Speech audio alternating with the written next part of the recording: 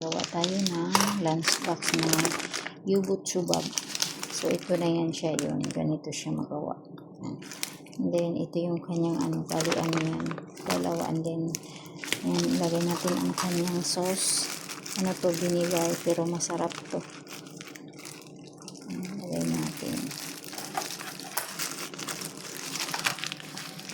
Ilagay natin ang kanyang seasoning na vegetables. Tapos ito, anuhin natin. Tanggalan natin siya ng kanyang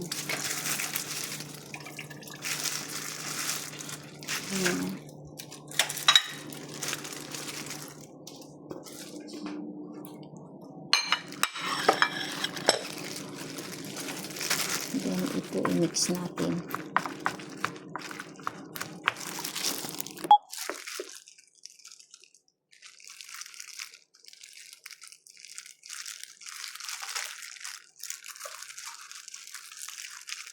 Ganyan siya, bilugin mo siya, tapos ilagay mo dito sa loob. Ganyan lang. So, mabilis lang siya gawin.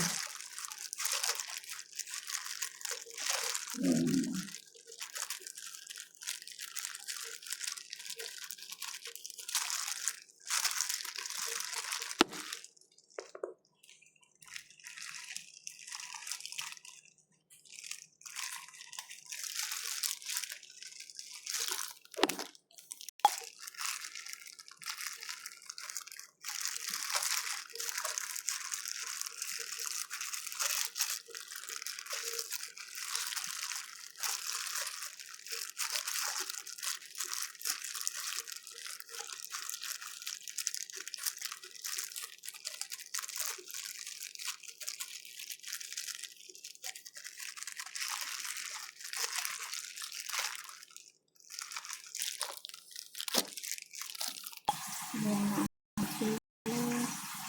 yogurt subab.